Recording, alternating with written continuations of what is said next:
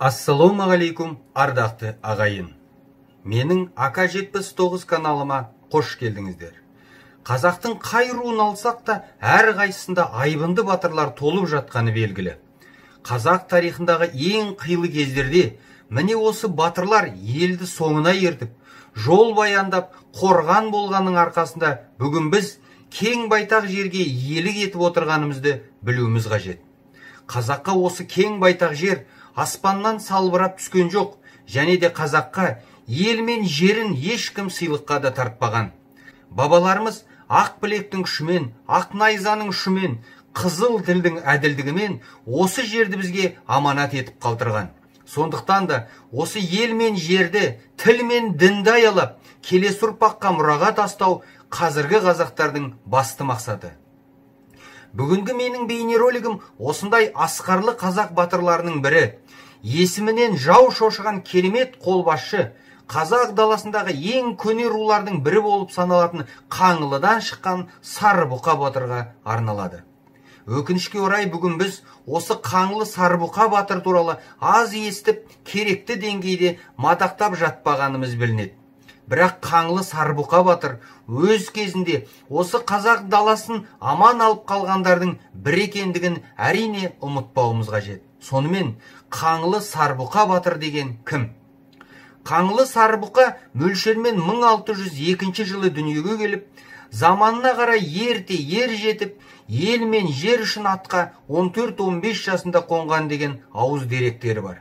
Батыр да Қайсар Сарыбұқаның аты жалпы қазаққа мөлшермен 1622 жылы тарайды.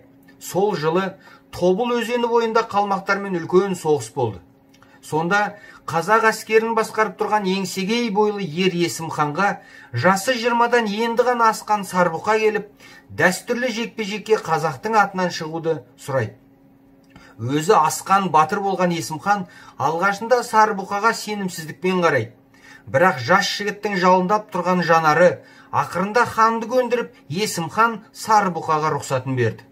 Қазақ пен жоңғар әскерлері кездескенде бірінші болып, жоңғардың атақты батыры, осыған дейін жеңілістің дәмін сезіп көрмеген Ақай Доржы шығады. Жекпе-жек деп ұран сұрған оның айқайына сол кезде көк айғырына мінген Сарыбұқа ытқып шығып ұрысты бастайды. Жасы 40-тан асқан Ақай Доржы өзінен кемінде 2 есе кіші Сарыбұқаны назарына да ілмей, менсінбей күледі. Бірақ көп ұзамай, биені бір сауатын уақыттың ақ ішінде Сарыбұқа жаңа ғана айдаһардай арқырап тұрған Ақай Доржының басын қанжығасына байлап, Есім ханның алдына келіп тастайды.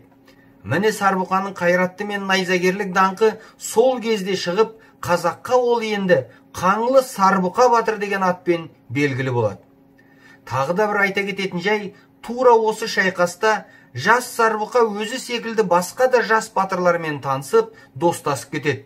Ол жас батырлар болашақта қазақтың керемет сардарларына айналған Шапырашты Қарасай, Найман Көксерек, Арғын Ағынтай, Суан Елсендет. Әсіресе Сарыбұқаның Қарасаймен достығы өте жақын болып, халық аузында Сарыбұқаның Қарасай батыр ағамды, асырып жүрген бағамды деген сөздері сақталып қалған екен. Шайқастан кейін өмір бойы қазақ даласының айбарлы батырларын қасына топтастыруға тырысқан Есім хан Сарыбұқаны да қасына алып үлкен сенім білдіреді. Және де ханның оған бекерден бекер сенбегендігін Қаңлы Сарыбұқа батыр тез ақ дәлелдейді.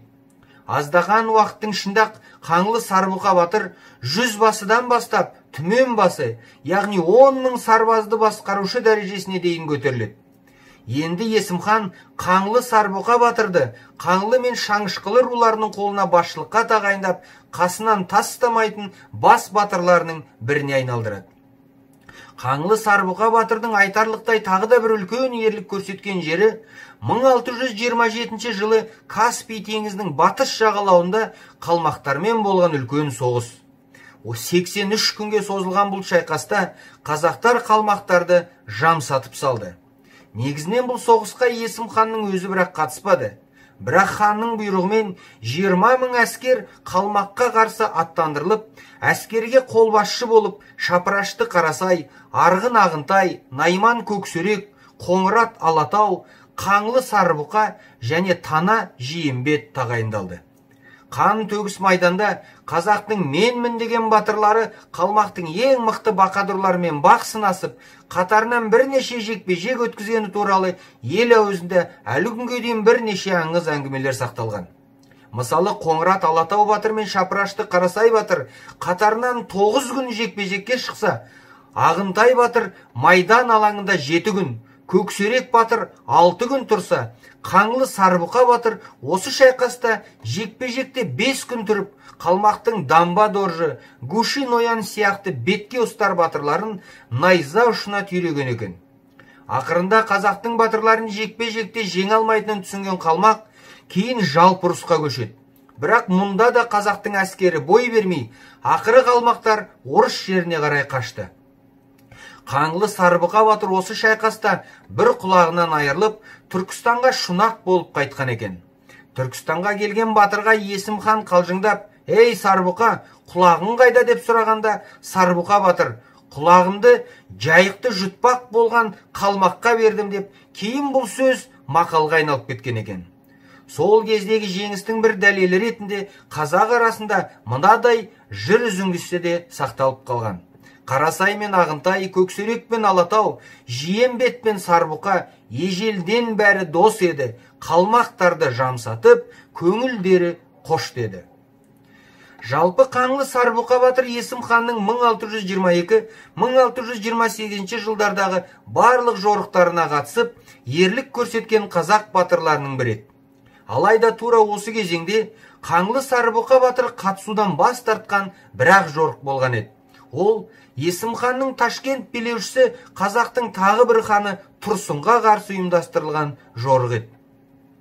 Сарбұқаның осы жорыққа бармауы Тұрсын ханның билігіндегі жұрт негізінен Қатаған мен Қаңлылар болатын.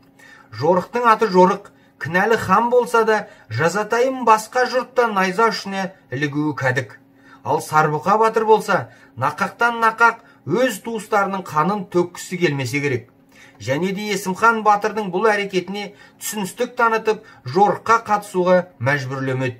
Бұл деген Сарбұқа батырдың Есім хан алдындағы үлкен бедел құрметке ие болғанның белгісі. Әйтпесе Есім хан ештеңе де білмеймін, жүр десе батырдың амалы қалмас еді. Есім хан Ташкенді алып Тұрсын ханның басын кескеннен кейін осы қаланы басқаруды Қаңлы Сарбұқа батырға ұсынады. Сол кезде халық жадында сақталған деректерге қарасақ, Қаңлы Сарбұқа батыр: «Алдияр тақсыр, Ташкенге барсам, құлағым қайта өспейді. Батыр атым хан болуға көшпейді. Ташкенге билеуші болғаннан гөрі, жаныңда болып, жауға қарсы күрестің ыстық суығында бірге жүретін батырың болған маған ұнайды» деп жауап қайтарған екен. Сол кезде Есім хан Сарбұқаның тілегін құп алып, Ташкенге жібермей, өзімен бірге Түркістанға алып кетеді. Бұл ауыз әңгіме Қаңлы Сарбұқа батырдың атақ қызмет емес, ең бастысы ел мен жердің тағдырын бірінші орынға қойғанын аңғаруға болады.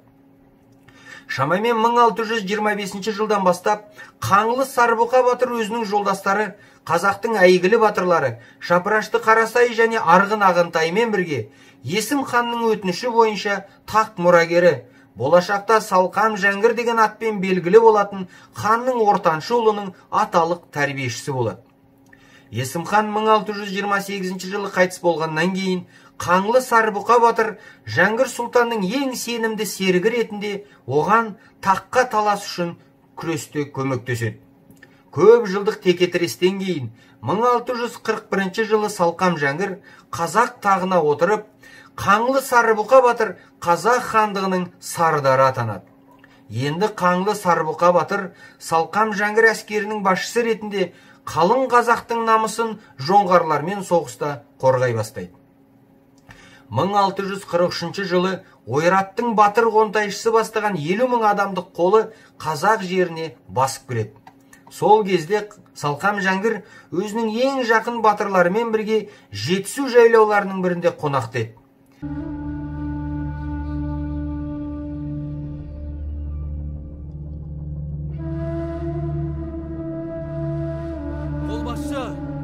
Қолбасшы, ерден Қонтайшы батыр бастаған жоңғардың қалың қолы Орбұлаққа жақындады. Қанша, көп, 50-60 мың.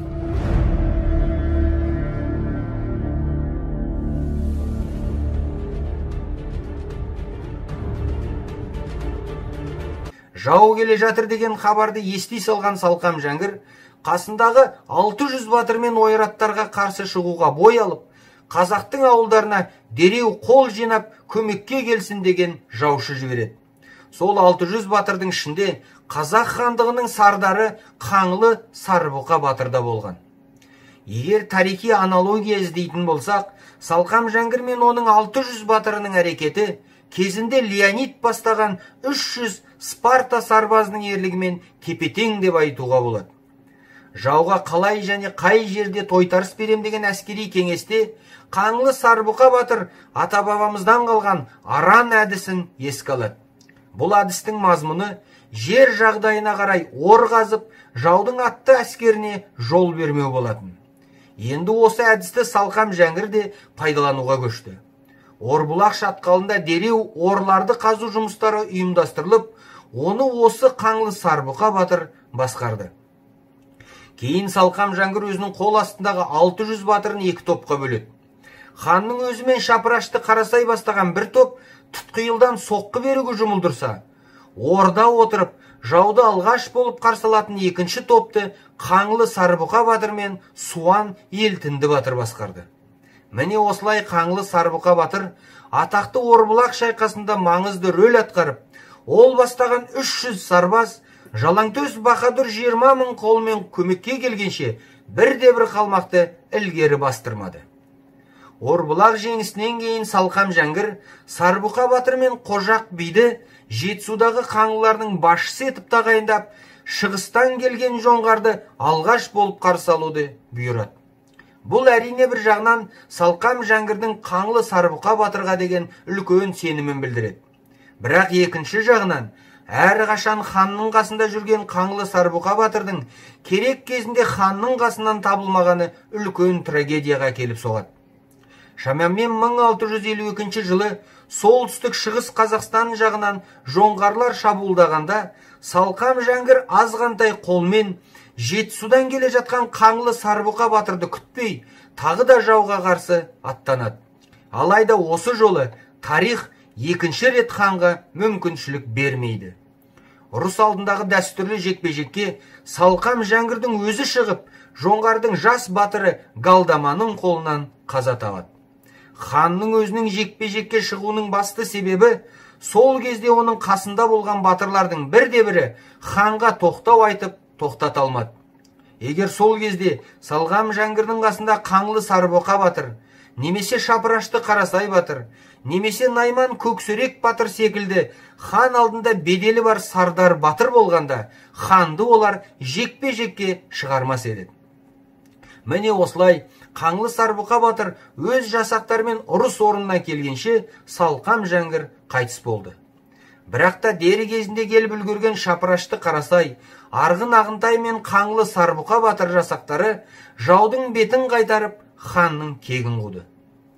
Салқам Жәңгір өлгеннен кейін Қаңлы Сарбұқа батыр қазақ даласында қайтадан басталған таққа таласта енді ешкімді қолдамай, Жетісу мен оңтүстік Қазақстанда өз билігін жүргізіп, жетімсіреп қалған еліне қорған болады.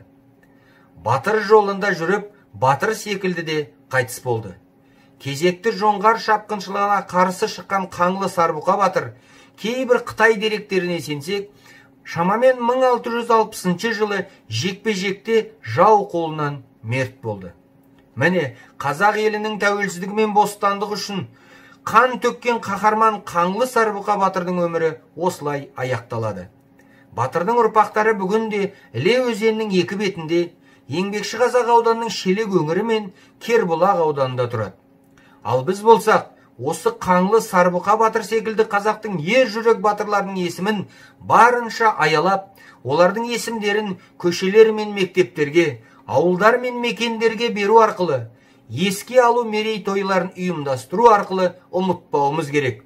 Егер бүгін қазақ халқы өзінің батырларын ұмытса, ертең ұлттық намысынан да айырылуы мүмкін екенін ұмытпағанымыз абзал ағайын. Осы бейнероликті таратыңыздар.